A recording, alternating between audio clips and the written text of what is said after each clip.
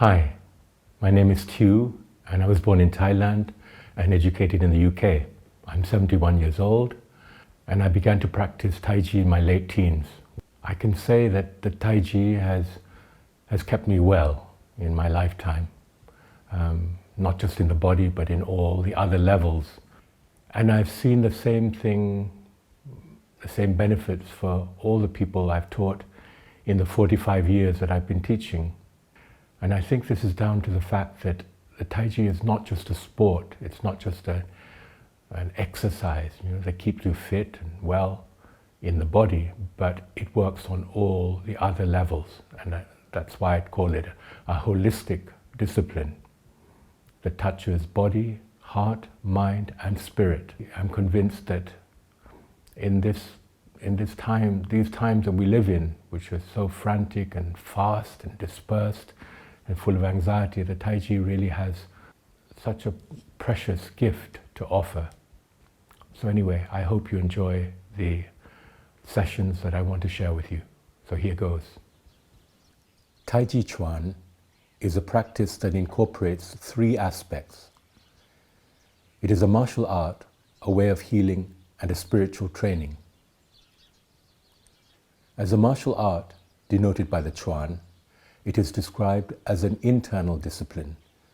That is to say that in the language of the moves, you can see certain techniques that are shared with other external martial arts.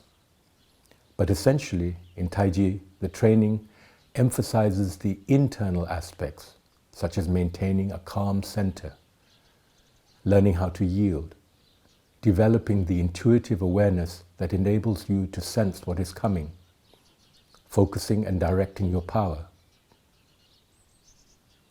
And at the deepest level, as a martial art, Taiji is about learning about ourselves, our fears and our needs, and the constant dualism of winning or losing in which we are trapped, and discovering our capacity to go beyond this and to live non-violently.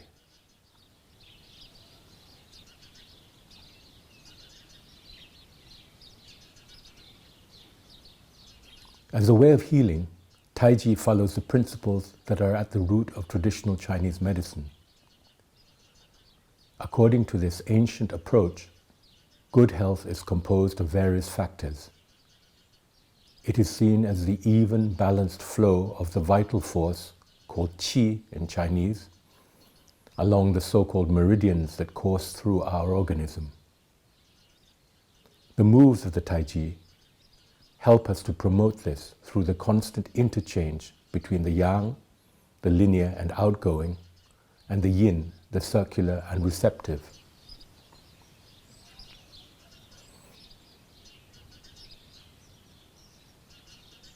Our overall energy should likewise be calm and steady. And here the slowness with which we do the Taiji moves is another important factor, because it helps to decompress and to undo the neurotic and hyperactive patterns that we have established, and thereby to calm what is hectic and tense.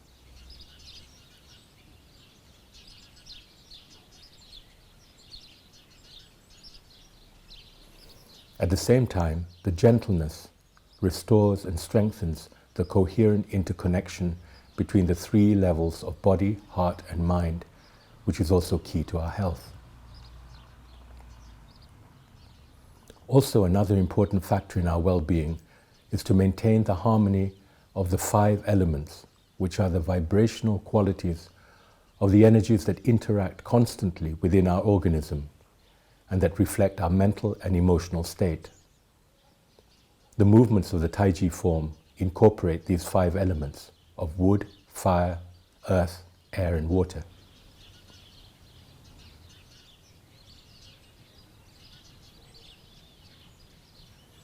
As a spiritual practice, Taiji is about cultivating both centered awareness and transcendence. It is often described as meditation in movement, and as such it follows the Taoist teachings that combine both the earthly and the practical, as well as what cannot be grasped by the cognitive and the rational mind. The term yi is used to describe the full attention not only towards what is going on around us, but to what is taking place within our three levels. In Taiji training, this quality is cultivated and becomes the basis of all three aspects of the art that I have mentioned. Centeredness is not merely a notion, but refers to the art of moving from what is called the dantian, the center in the lower abdomen. What we do in the Taiji is all about expansion from that center and returning there.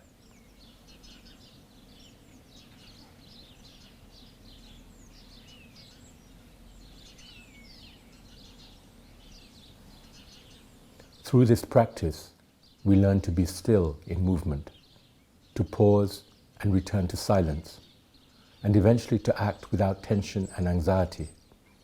The Taiji is about bringing the formless into the form.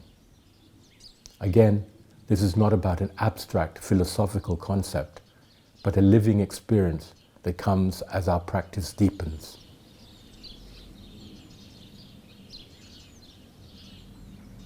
Just as in the art of calligraphy, we begin by learning how to make the strokes.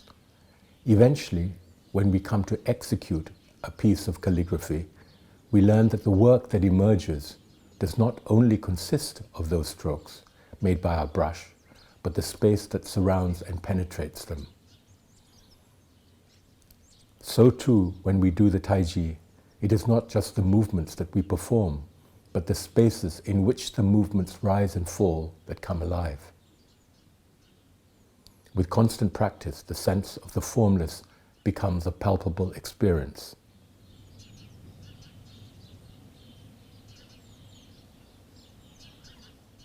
These three aspects of the Taiji, the martial, the healing, and the spiritual, are present in every move, interrelated to one another through our intention and awareness. This is the richness of the art. At first, the aspects may have to be explored as distinct areas, but eventually, through practice, there is no need to separate them in the execution of the form, although we may wish to do so according to what we want to work on in our training.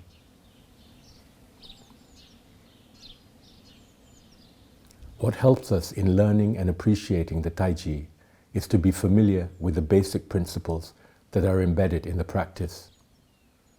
These principles come from the visions and insights of the I Ching, the Book of Change that is one of the oldest texts in Chinese culture, as well as the basic notions found in the Taoist tradition. Together, they give us the language of the Taiji moves. But this is by no means merely an intellectual understanding, but the direct experience of these principles through the movements themselves.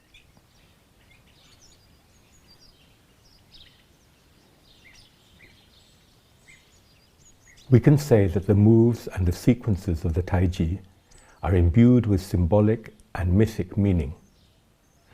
The enactment of the form is an initiation into these symbols and what they imply for the three levels of our being.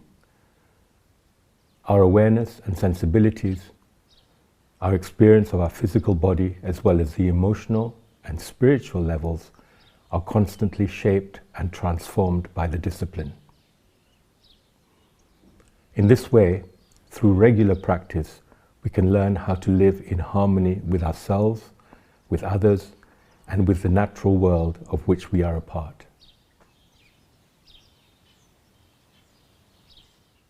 So in the 4 sessions following this introduction, I'd like to explore with you the basic notions that guide the practice of Taiji. And you may be a beginner or somebody who's practiced for a time, but I think it's always really important to integrate these basic notions, because once you have them, you can enjoy the Taiji much more, you can benefit from it much more, you can deepen your practice, and you can apply it in your everyday life.